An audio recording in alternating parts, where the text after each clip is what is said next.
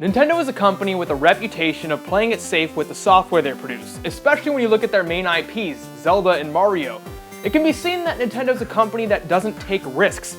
However, through looking at their weirder games, we can see that this is not true. Nintendo is an innovative company, one that has created many games and many characters, but only the ones that have succeeded have really branched out into a franchise and have been remembered. So it's time to look back and ask, what happened to the weird experimental games that didn't become a huge success? So whether Nintendo published it, developed it, or just lent their characters out to somebody else, here are my top 10 weird and bizarre Nintendo games.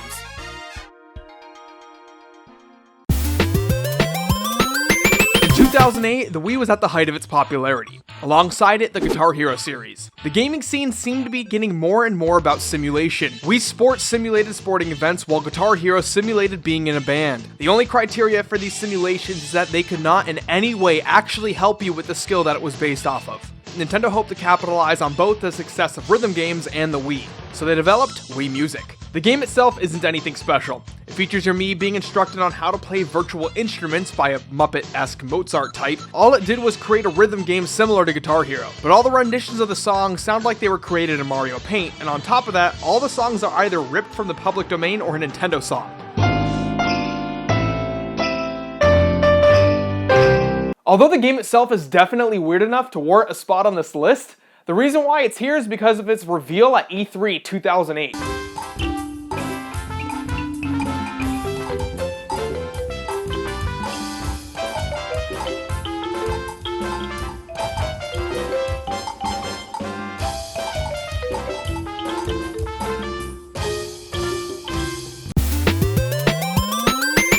Mario is quite the symbol for gaming. He's often the first video game character children are introduced to, and is easily the most iconic character in the history of video games. So his appealing nature to the youngins only made it natural that he would be used for educational purposes. Mario's early years feature math and reading exercises, along with Mario and Luigi going around picking up people in a creepmobile.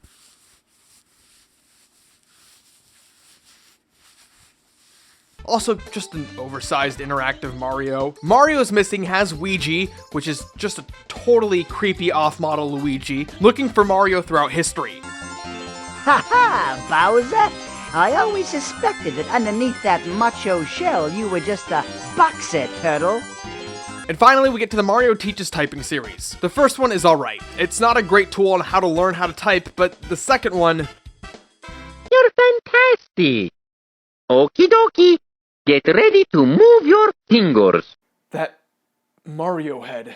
Moving on the ground, moving on the ground. When the moon hits your eye, like a big pizza pie, that's amore. I'm going to fly for you.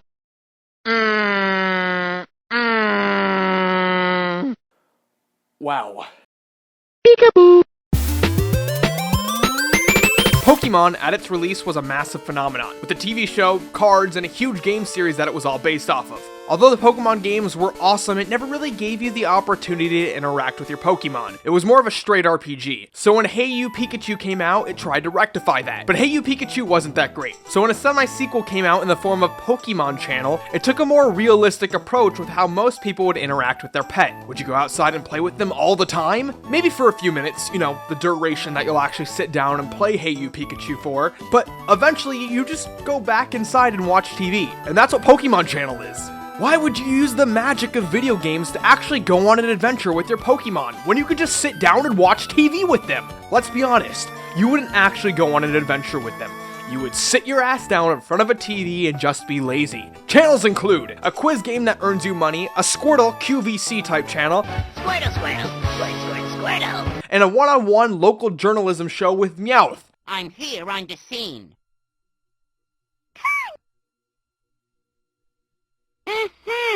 It's dull, and I'm still perplexed that someone thought it was a good idea. The original Donkey Kong brought us the introduction of two of video game's greatest characters. Donkey Kong Jr. had Mario take on the villain role, and Donkey Kong 3 was... well... Donkey Kong 3 was released when the most popular games in the arcade were shooters.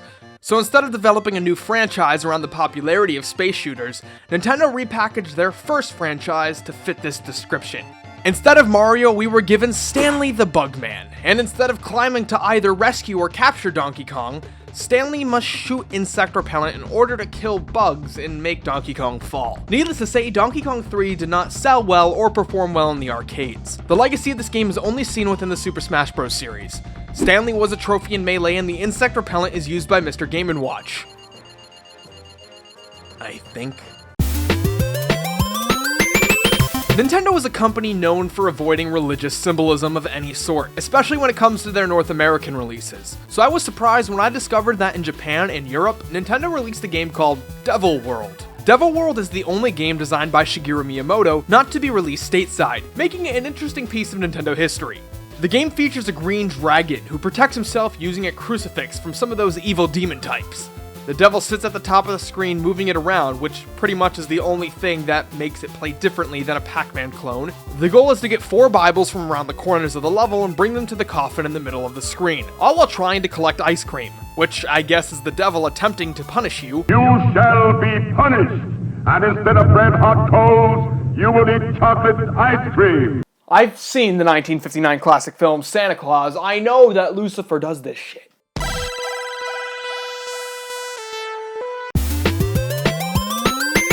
Electro Plankton is a game that was developed solely by Toshio Iway and released for the Nintendo DS in 2006. It featured a game where the player looks underneath a microscope to see the vibrant world of musical plankton. Electro Plankton has a variety of 10 different plankton that act as different instruments. The player draws lines on screens that act as the length of a note and uses the D-pad to control the pitch. Electro Plankton was a one-off game for the DS, but it was eventually re-released to the DSi eShop. When that was a thing. Electro Plankton offers a unique experience that allows the player to create music. But it doesn't allow the player to save or record the music they create, as to make the game remain a game, as opposed to a tool.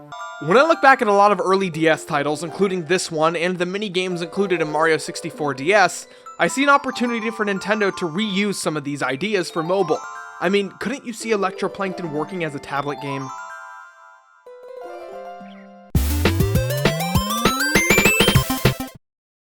You will come to learn fear as I have. What happens when you sign a company like Silicon Knights to create exclusive games for Nintendo? Well, a commercial failure, but an amazing one at that. Inspired by Lovecraftian horror, Eternal Darkness, Sanitys Requiem is a survival horror game that blurs the reality of the game with your real-life experience. Complemented by the patented sanity meter, this game is able to affect things in-game, but also affects aspects seemingly unrelated to the game. The volume meter on your TV will seem to change, the game will congratulate you for finishing a non-existent demo, and you'll get an error saying your memory card has been wiped. And even a blue screen of death. Even though Eternal Darkness didn't do well financially, it's a game that begs for a sequel or a remake. I remember playing Super Smash Bros. Melee and wondering, who is this guy? Well, he comes from a game called Doshin the Giant. We appear. It's the big man. It's a giant. Very slowly he approaches. His movements seem calm and gentle. Such a gentle yellow giant. In the game, you play as the giant Doshin who visits an island full of native inhabitants. Their survival depends on Doshin to terraform the land and move around living places so they can, well, live. Doshin receives love from the island natives and his Simpson-esque phallic body grows in return, making him stronger and faster, thus allowing him to help the villagers even more by protecting them from natural disasters. Or you can be an asshole and destroy the villagers. Essentially, it lets you be as fickle as you want.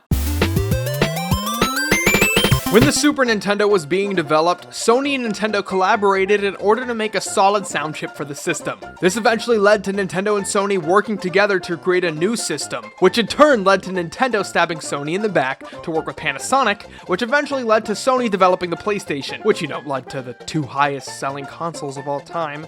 I guess Paul Rudd just wasn't enough for Nintendo. There was definitely some gems that came out of the Panasonic partnership.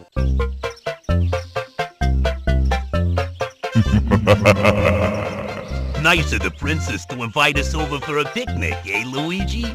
I hope she made lots of spaghetti. Luigi, look! It's from Bowser. The Panasonic CDI was a CD-based system that is notorious for nothing but the inclusion of a few games. Games that licensed the use of Nintendo characters, and, well, butchered them. Gee, it sure is boring around here. My boy, this peace is what all true warriors strive for. Your Majesty, Ganon and his minions have seized the island of Corridor. It is written, only Link can defeat Ganon. Great, I'll grab my stuff. There is no time. Your sword is enough. How about a kiss, for luck? You've got to be kidding. You may actually recognize this footage from every single YouTube poop ever. A YouTube poop is essentially a way to remix videos to make it funny. My boy. Hotel Mario was a Mario game originally being developed as a sequel for Super Mario World, but instead ended up being an arcade-type game featuring Mario in a hotel, and the 3 Zelda games produced for the system were all incredibly mediocre. You dare bring light to my lair? You must die! But the animated cutscenes developed for these games are just so delightfully not created by somebody who speaks English. Biggest crab I ever caught. It's a Goma. You're pretty good. Here. Thanks.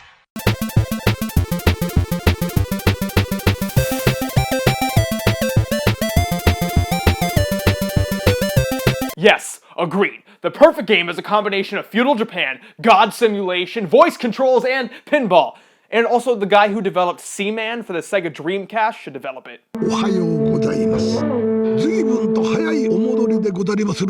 Odama is a game in which you control a god of sorts. Your job is to guide your army using the GameCube's microphone accessory, giving them commands such as press forward or rally to deliver a Nintendo to a gate. All this is happening while you use a giant pinball called the Odama and giant pinball flippers to crush the opposing army. Odama, commonly referred to by autocorrect as Obama, offers a truly unique experience, and I mean truly unique, not some cheap way to describe it because I can't think of anything else to say about the game. Well, Odama is a truly unique experience, and well, yeah, there's a pinball. It's weird, okay? In the past 16 years, Nintendo has only developed 2 new major franchises to add to their massive lineup. And when you look at games like New Super Mario Bros. And Zelda the Skyward Sword, you can kind of think that Nintendo likes to play it safe and stick to routine. However, through looking at the weirder games, we see that Nintendo does like to experiment, but only their most popular stuff sticks and turns into a franchise. However, now that we see these weirder games, it's time to see some of them come back, either as a reboot or an HD remake. I would love to see Electro Plankton come out for iOS, or Odama get some sort of update, or semi-quasi sequel. Actually, no, not Odama at all, but Hotel Mario. That's a game that needs to come back. No.